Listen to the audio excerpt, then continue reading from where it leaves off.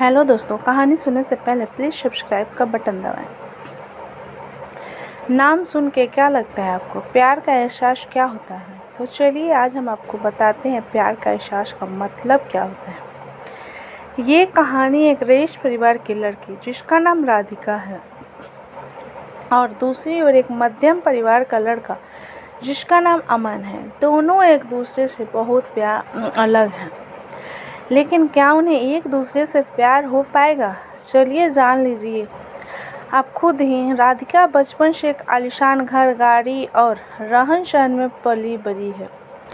वहीं अमन बचपन से अपने परिवार को संघर्ष करता देख बड़े होते होते उसे अपने जिम्मेदारी का एहसास होने लगा। ज़्यादा पैसे न होने के कारण से वो ज़्यादा पढ़ लिख न सका। वहीं दूसरी ओर सब कुछ होने के बाद भी राधिका को पढ़ने लिखने का मन ना होने के कारण पढ़ ना सकी। वक्त के साथ दोनों बड़े हुए अपने अपने रहन सहन से और अमन एक छोटे से कार कंपनी में काम करने लगा। वहीं दूसरी ओर राधिका अपने ज़िंदगी घूमने मस्ती में बिताने लगी। एक दिन आया जब दोनों का एक दूसरे से सामना हुआ। वो कुछ इस तरह हुआ कि एक दिन अमन एक कार को टेस्टिंग करने निकला था। वहीं राधिका अपने दोस्तों के साथ कार में घूमने निकली थी। थोड़ी दूर जाकर राधिका की गाड़ी खराब हो गई और उसी वक्त अमन ने देखा कि कोई वहां लिफ्ट मांगते हाथ दिखा रहा है। अमन गाड़ी साइड में कर उतर के राधिका के और गया। फिर क्या राधिका उसे देख पूछने लगी, क्या आप हमें थोड़ी दूर तक छोड़ सकते हैं? अमन उसकी बातों को सुन के चुपचाप गाड़ी की ओर गया और गाड़ी चेक करने लगा। यह देख राधिका को अच्छा नहीं लगा कि वो किसी से पूछ रही है और अमन जवाब नहीं दे रहा। अमन कुछ देर बाद बिना किसी से कुछ कहे चले जाता है। ये देख राधिका को कुछ समझ नहीं आया। तभी पीछे से आवाज़ आते हुए, राधिका गाड़ी चालू हो गई, अंदर आ जा। ये सुन राधिका उसे शुक्रिया करने जाती, तब तक अमन निकल चुका था। राधिका फिर गाड़ी में बैठ चले गई। एक दिन आया जब राधिका का जन्मदिन था। वो हर साल की तरह अपने परिवार के साथ मंदिर गए। वहाँ उसने अमन को फिर से देखा।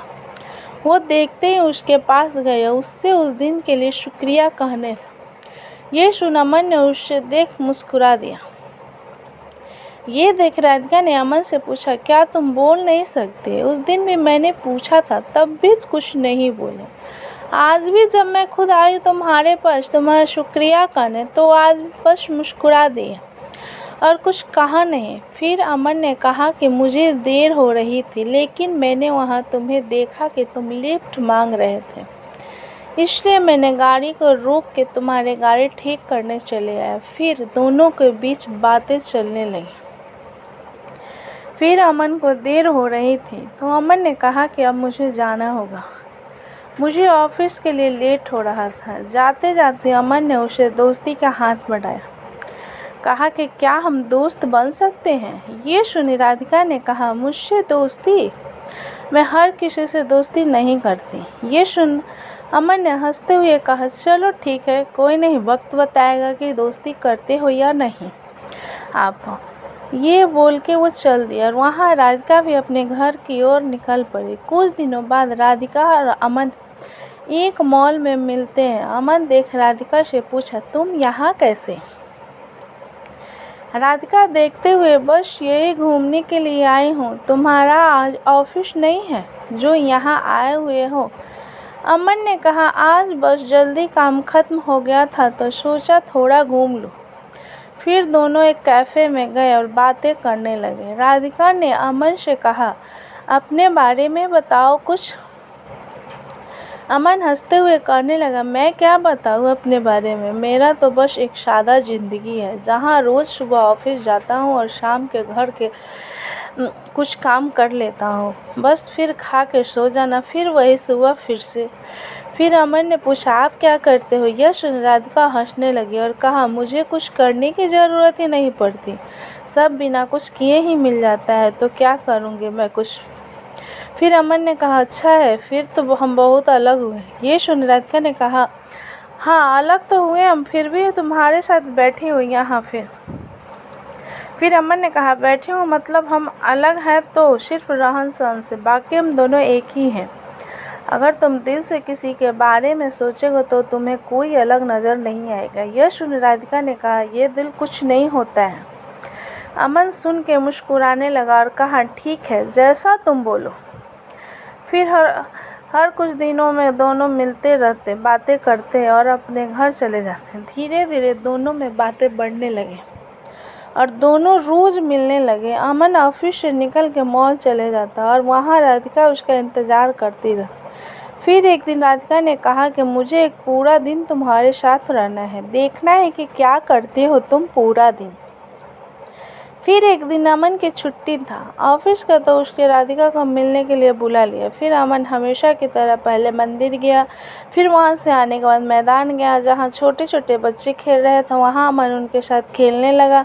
फिर कुछ देर बाद अमन वहाँ से आश्रम गया जो हमेशा लोगों को खाना खिलाता, उनका कुछ देर देखभाल करता, फिर चले जाता। फिर वहाँ से निकलने के बाद अपने घर आए और अपने माँ को बिठा के घर का बचा हुआ काम खत्म किया। फिर रात हो गई और उसने राधिका को घर छोड़ा और कहा, ये रहता है मेरा छुट्टी का दिन और यही है मेरी आम जिंदगी, जहाँ जितना हो पाता है उतना मैं करने की कोशिश करता हूँ। ये सुन राधिका बिना कुछ कहे चली गई और पूरी रात सोचती। ऐसे भी लोग होते हैं जहाँ अपना छोड़ दूसरे के बारे में इतना सोचते हैं, और एक मैं हूँ जो आज तक अपने माँ पापा की मदद तो दूर आज तक पूछा भी नहीं कि वो कैसे हैं, वो करते क्या हैं।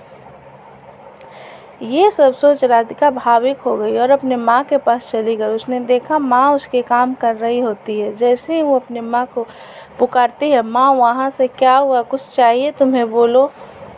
ये राधिका सुन और भावुक हो गई और माँ को कहते हुए, नहीं कुछ नहीं, बस यही आई हूँ, और वहाँ से चली गई। बस एक पल था जब राधिका को एहसास हुआ कि सच में दिल से सोचने वाले लोग होते हैं। फिर क्या, मानो राधिका की दुनिया ही बदल गई। अगली सुबह वो पापा के पास गई और कहने लगी, आज से मैं भी आपके साथ ऑफिस जाऊंगी, मुझे भी आपके काम का बोझ उठाना है। ये सुन पापा सोच में पड़ गए कि क्या हो गया मेरी बेटी को, आज इतने सालों बाद अचानक से ये ख्याल कैसे आया। और अंदर ही अंदर खुश भी हो रहे थे कि उनकी बेटी अब बड़ी हो रही है, अपनी जिम्मेदारी समझने के काबिल बन गई।